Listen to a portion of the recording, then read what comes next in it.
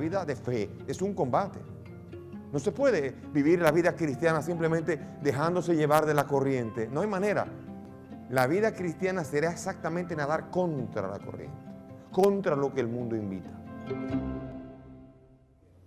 Bien, ahora versículo 12. El versículo 12 dice: tengan en medio de los gentiles una conducta ejemplar, a fin de que en lo mismo que les calumnian como malhechores, a la vista de sus buenas obras, den gloria a Dios en el día de la visita. O sea que ahora Pedro no ha hablado solamente de lo negativo, ahora está hablando de lo positivo. Tengan una conducta ejemplar entre los gentiles. Fíjense que aquí está hablando se está refiriendo a la iglesia como un nuevo resto de Israel, en donde los que no están en la iglesia son como paganos, como gentiles, como que no viven, no tienen la capacidad de vivir una conducta ejemplar, no porque ellos sean superiores, sino porque la gracia de Cristo es la que permite esa conducta que hace la diferencia. La conducta que se le pide es la santidad, no es menos. Así que aquí está pidiendo la santidad, está pidiendo una conducta en la cual sea irreprochable, sin mancha, como dijo también en 1:15. ¿Se acuerdan? 1:15 decía, más bien, como les ha llamado, al que les ha llamado es santo, así también ustedes sean santos en toda su conducta, sean santos. O sea que ser santo es una obligación, no pide menos. La santidad no es un privilegio para unos pocos, la santidad es una vocación para todos. Y Pedro aquí está diciendo, sean santos, y que esa conducta sea el tapaboca para aquellos que consideran que la conducta de los cristianos es propia de malhechores. O sea, los que calumnian a los cristianos como malhechores van a encontrar en la conducta recta y santa, irreprochable, van a encontrar que le tapa la boca, que se callen. Va a evitar, va a ser el antídoto ante la sociedad, ante los que calumnian. Aquí el propósito no es solamente callar con la conducta, también es dar un modelo, no dar de qué hablar, es aprender a interactuar. El religioso tiene que tener una conducta que tiene que marcar un ritmo, que tiene que producir una atracción. Como lo hizo Jesús, así los que viven siguiendo a Cristo deben producir una atracción. Debe cambiar la persona que calumnia al cristiano viendo su conducta de cómo tiene que retractarse de lo que hace, de acusarlo como de conducta equivocada. Pero aquí hay mucha sutileza. El otro día vi el film, la película Noé, una película extraña, pero es una película que donde Noé parece que tiene una doble personalidad. Después de que están en el diluvio, quiere matar niños, él es el hombre religioso y todo el mundo es presentado como el sensato y todo el mundo huyéndole al loco de Noé.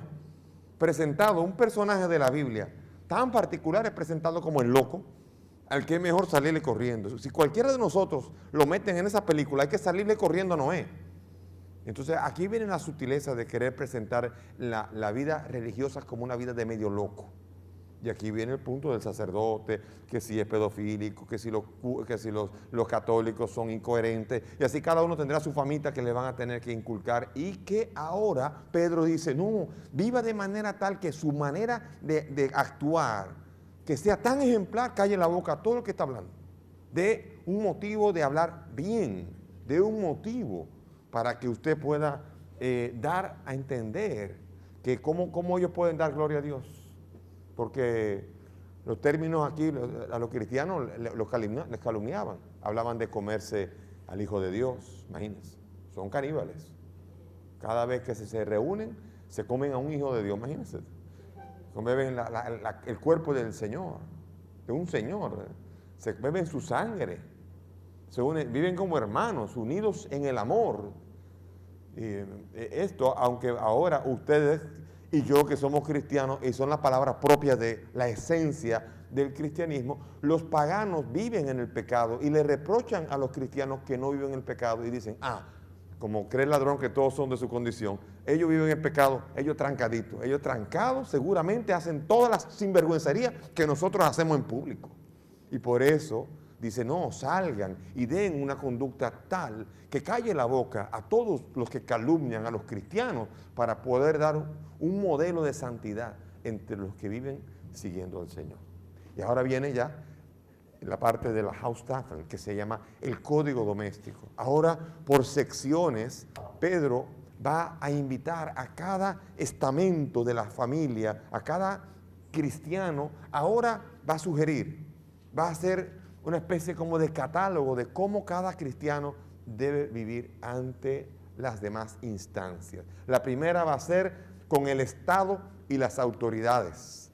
2:13 al 17, el Estado, los gobernantes, los que mandan.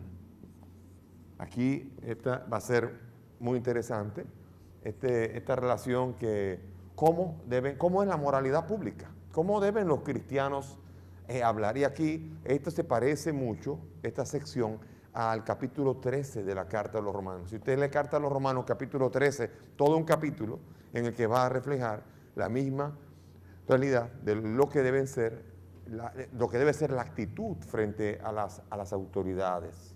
Dice aquí, versículo 13, sean sumisos a causa del Señor a toda institución humana, sea al rey como soberano, sea a los gobernantes como enviados por él para castigo de los que obran el mal y alabanza de los que obran el bien.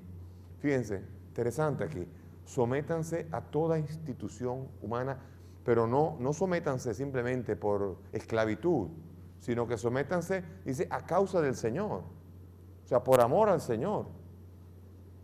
Entonces, ¿qué quiere decir aquí? Que, bueno, la sumisión a Dios, eso está por descontado. Todos tenemos que someternos a Dios. Eso no lo discute nadie. Al menos no hay ninguna persona religiosa que no discuta que a Dios hay que someterse. Pero y entonces, y a los hombres, ¿quién está escribiendo aquí la carta? Pedro. Y ese Pedro, ¿se acuerdan lo que dijo una vez en el capítulo 4 de Hechos, versículo 20? Y lo mismito lo repitió en el capítulo 5, versículo 29. Hay que obedecer a los hombres, más a Dios más que antes que los hombres. Hay que obedecer a Dios antes que los hombres. Dice, pero este Pedro parece contradecirse con lo que está diciendo allí. Y no ha habido ninguna contradicción. Porque vamos a poner varios niveles de obedecer a Dios y a los hombres. Vamos a ver primero, cuando la autoridad te pide algo que es pecado, hay problemas. Aquí vemos nosotros la segunda de Macabeos, como Eleazar y como los 7 hijos de la mujer que estaba exhortando a permanecer fiel a la ley, cuando las autoridades querían que rompieran la ley, fueron capaces incluso de insubordinarse y dejarse matar, porque lo que le pedía la autoridad es pecado. Y cuando la autoridad te pide algo que es pecado, allí no. Y lo dice el mismo Maximiliano Kolbe. En uno de sus escritos dice que el que obedece nunca se equivoca, salvo una excepción. Cuando el superior te pide algo que tú sabes a ciencia cierta y con conciencia clara de lo que te está pidiendo es pecado. Si el superior te pide pecado y tú tienes conciencia de eso, no estás cogiendo una excusa, sino que de veras en conciencia tú crees que es pecado lo que te está pidiendo, entonces vas a decir no tienes por qué obedecer allí. Porque primero, aquí la obediencia a los hombres y la obediencia a Dios están en conflicto. Y entre esos, lo que decía San Pedro, obedecer a Dios por encima de obedecer a los hombres. Después la segunda, cuando hay que obedecer a Dios y a los hombres y esta obediencia choca frontalmente. No es que sea pecado. Lo que le dijeron a Pedro y a Juan, le dijeron, no prediquen a Jesucristo, dejen de predicar. Y los azotaron y les prohibieron que predicaran de Jesucristo. No es pecado no predicar de Jesucristo, depende. Para ellos había un mandato de Dios que decía, el mandato de Jesucristo, prediquen la buena nueva. Y aquí había un mandato de los hombres y un mandato de Dios que estaban en contradicción. Hay que ir por encima, no habiendo aún pecado. Aquí lo que hay es una prohibición, pero si hay un imperativo, pues hay que ejercerlo. Pero después, cuando el sometimiento es el nombre de Cristo y este puede ganar personas. Porque cuando se te dice ahora, sométete a las autoridades y sometiéndote con santidad, con valor y con heroísmo, tú vas a poder ganar personas. Entonces sométete, porque es a causa del Señor. Es a causa del Señor que tú vas seguramente no hay ninguna duda de la gente que se arrastró Jesús durante la pasión, sometiéndose a las autoridades, caminando y llevando la cruz y haciendo todo cuanto la autoridad le exigió hasta dejarse matar en la cruz. No hay ninguna duda de que todo ese camino de sumisión produjo en una gran cantidad de personas el choque de ese es. ¿Cuánta gente habrá ganado en esa pasión santa? Jesús yendo hacia la cruz, obedeciendo a la orden de Pilato, sometiéndose al veredicto de los judíos. ¿Y nosotros entonces? No siempre hay que decir, no, si yo soy cristiano, yo no tengo que obedecer a nadie, solo a Dios. Atención. Pedro te va a decir, hay que obedecer primero que nada a Dios, pero hay que obedecer también.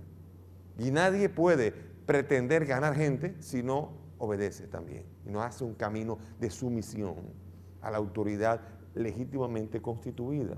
Someterse a toda institución humana, primero que nada al Estado, y dice al Estado y a sus representantes, a toda realidad que supone autoridad sobre mí, sobre ti, autoridad que ha sido constituida, se le debe respeto.